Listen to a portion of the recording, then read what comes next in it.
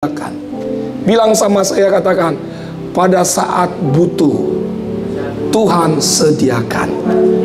Katakan karena ini ulang lagi, pada saat butuh Tuhan sediakan. Amin. Iya, Tuhan kita hebat loh. Pada saat butuh Tuhan sediakan. Lalu yang kedua, contoh yang kedua siapa? Yesus.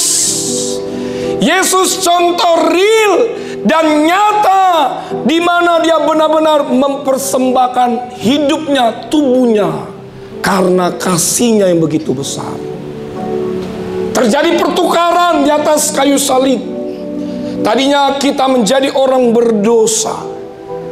Pertukaran itu terjadi atas kayu salib. Dosa kita dilimpahkan kepada Yesus. Tadinya kita mengalami kutuk. Kutuk itu dilimpahkan kepada Yesus. Tadinya kita mengalami sakit penyakit, mengalami penderitaan, terjadi pertukaran. Maka oleh sebab itu Yesus mengalami sakit penyakit. Dan hari ini saudara menerima Yesus, saudara free di dalam Yesus. Amin. Saudara orang-orang hebat. Saudara adalah orang-orang pilihan Tuhan, karena terjadi pertukaran di atas kayu salib. Dan Yesus mengatakan, sudah selesai. Kutuk penyakit selesai. Penderitaan sudah selesai. Kemiskinan sudah selesai. Dan hari ini saudara menerima kemenangan di dalam Kristus. Beri tepuk tangan dulu, beri pujian bagi Allah kita. Harus bisa pahami bahwa kita menang di dalam Kristus. Jangan mau lagi diintimidasi oleh iblis. Jangan mau lagi iblis berkata, kamu tidak sanggup, kamu miskin, kamu tidak mampu.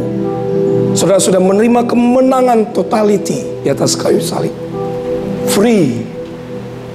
Dibayar dengan darah yang mahal. Lunas semuanya. Sebab itu Bapak Ibu, mari persembahkan tubuh kita.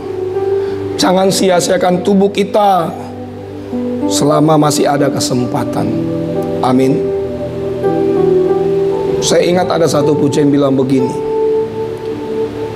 Hidup ini adalah kesempatan. Hidup ini untuk melayani Tuhan. Jangan sia-siakan waktu yang Tuhan beri. Hidup ini harus jadi berkat. Angkat dua tangan kita sama-sama. Oh Tuhan, pakailah hidupku selagi aku masih kuat.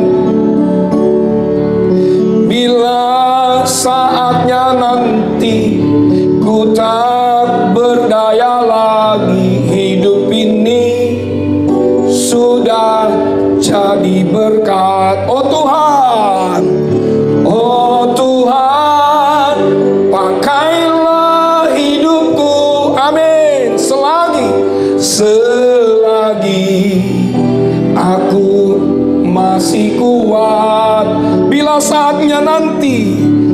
Bila saatnya nanti ku tak berdaya lagi, hidup ini sudah jadi berkat. Hidup ini sudah jadi berkat. Beri tepuk tangan dulu, beri pujian bagi Allah kita. Pak, lagu ini saya mencari tahu, ya, saya cari di Google, ya, siapa sih penciptanya? Pendeta William Helmus Latumahina.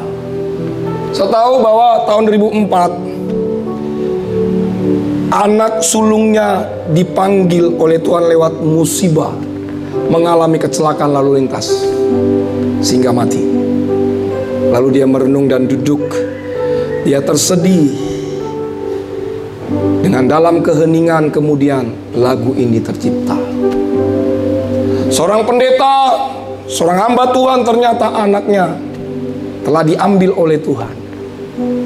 Maka dia berkata begini, pakailah hidupku Tuhan selagi aku masih kuat. Amin. Saudara, kalau saudara hari ini masih kuat, hebat, bilang sama Tuhan, pakailah hidupku untuk alat kemuliaan Tuhan. Amin. Gak ada yang bisa kita banggakan dalam hidup ini, Bapak Ibu. Paling saudara bilang, saya hebat, saya kuat, saya punya harta yang banyak. Di mata Tuhan itu gak ada apa-apanya.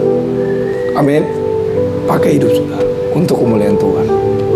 Harus bisa menjadi berkat. Sekali lagi beri tepuk tangan, di pujian bagi Allah. Itu yang pertama. Yang kedua, apa yang harus kita beri buat Tuhan? Lukas 19 ayat 8. Slide berikutnya. Yuk sama-sama kita baca. 2, 3, ya. Tetapi Zakeus berdiri dan berkata kepada Tuhan, Tuhan, setengah dari milikku akan kuberikan kepada orang miskin. Dan sekiranya ada sesuatu yang kuperas dari seseorang, akan kukembalikan 4 kali lipat. Yang kedua yang dapat kita pelajari, apa yang harus kita beri buat Tuhan? Mempersembahkan harta kita untuk Tuhan. Dalam cerita ini di mana Yesus waktu itu lewat dari kota Yeriko, situ ada seorang bernama siapa? Zakeus, kepala pemungut cukai yang begitu kaya sekali, yang sangat terkenal, badannya pendek. Dalam kerumunan orang banyak, Zakeus ingin melihat seperti apakah Yesus itu. Lalu dia memanjat pohon ara. Waktu Zakeus memanjat pohon ara, Yesus bilang begini, Zakeus, turunlah, saya ingin menumpang di rumahmu.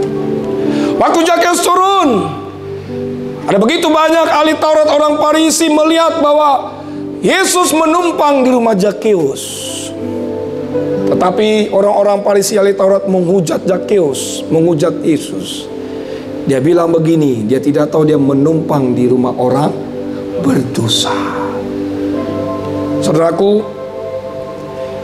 mungkinkah Zakeus adalah orang-orang yang baik? Mungkinkah Zakeus adalah orang-orang yang tidak pernah memungut pajak lebih dari orang-orang Roma pada zaman itu? Karena kalau kita perhatikan, walaupun Zakeus nama artinya adalah murni dan saleh, dia mendapatkan tekanan-tekanan dari tentara Romawi untuk mengambil keuntungan-keuntungan pajak pada zaman itu. Makanya kepala pungut cukai sangat kaya dia. Saya nggak percaya Bapak Ibu dibilang Zakeus begini ya, bahwa setengah dari milikku akan kuberikan kepada orang miskin, dan sekiranya sesuatu yang kuperas, ada sesuatu yang kuperas. Tapi saya percaya Zakeus pasti memerasnya, mengambil keuntungan. Tapi ya karena dia berjumpa dengan Yesus, akhirnya dia mulai murah hati. Dia berkata, akan kuberikan 4 kali lipat. Terjadi pertobatan di rumah itu. Zakeus dijamah oleh Tuhan. Zakeus dan pada akhirnya menerima Yesus sebagai Tuhan dan Juru Selamat. Pak, contoh yang paling nyata dalam kehidupan kita adalah gembala sidang kita. Coba slide berikutnya. Gembala sidang kita, saudaraku, bahwa mempersembahkan harta untuk kemuliaan Tuhan. Slide berikutnya, tolong dibantu. Yang pertama, gembala sidang berkata, saya berkorban membeli kitab Injil lebih dari 500 kitab Injil untuk dibagi-bagikan. Slide berikutnya, saya terpanggil untuk membeli 50.000 kitab Injil dari lembaga Alkitab untuk dibagi-bagikan. Yang kedua dikatakan, saya rela berkorban segala milik saya, rela korban darah dan nyawa saya. Itulah sebabnya saya boleh melayani perjamuan kudus. Selaku seorang yang murah hati, gembala sidang yang selalu siap berkorban bahkan nyawanya, yang selalu diajari oleh Yesus bagaimana cara bermurah hati. Yang diajari selalu bagaimana untuk memberi kemuliaan, harta yang diberikan untuk kemuliaan Tuhan. Saya bersyukur Bapak Ibu, saya berada di gereja ini. Saya belajar bagaimana cara untuk berkorban untuk kemuliaan Tuhan. Belajar bagaimana untuk menyerahkan harta kita untuk dipakai untuk kemuliaan Tuhan. Karena saudaraku, ini berbicara tentang apa? Berbicara tentang kerajaan surga. Tuhan tidak melarang saudara kaya. Tuhan tidak melarang saudara untuk punya rumah, punya mobil, punya ini dan itu, punya lain sebagainya. Tapi yang Tuhan mau adalah kalaupun kita diberkati secara jasmani dan harta duniawi, pakailah itu untuk kemuliaan Tuhan. Pak, Bu, saya jujur ya, saya semenjak melayani, saya nggak pernah memperkaya diri dalam hidup ini. Dalam pelayanan nggak pernah. Saudara tanya tim-tim saya, kalau saya dapat jadwal misalkan 4-5 itu, saya bagi-bagi. Bagi-bagi. Bawa pulang ke rumah saudara, saya pikir kalau jadwal 5 atau 4, bawanya 4 enggak. Bagi-bagi. Sampai rumah istri bilang tanya, kenapa tinggal 2 amplop? Ya kan? Kadang-kadang tinggal 1 amplop. Saya bilang sama istri saya, Ma, pelayanan melayani adalah korban. Intinya jiwa-jiwa. Amin. Kami diajari para pendeta untuk melayani korban bagi jiwa-jiwa. Di balik pelayanan kami ada kuasa yang besar. Makanya ketika kami undangkan orang sakit yang sakit sembuh. Saya saudara pikir kita minyak itu saudaraku kita beli berliter-liter. Kami beli, para pendeta beli, nggak ada yang gratis. Jangan saudara pikir saudara ngambil perjamuan kudus bernampan-nampan saudara bayar. Tidak. Ini free. Ini korban dari gembala sidang kita. Bahkan dikirim berapa cabang itu saudaraku ya.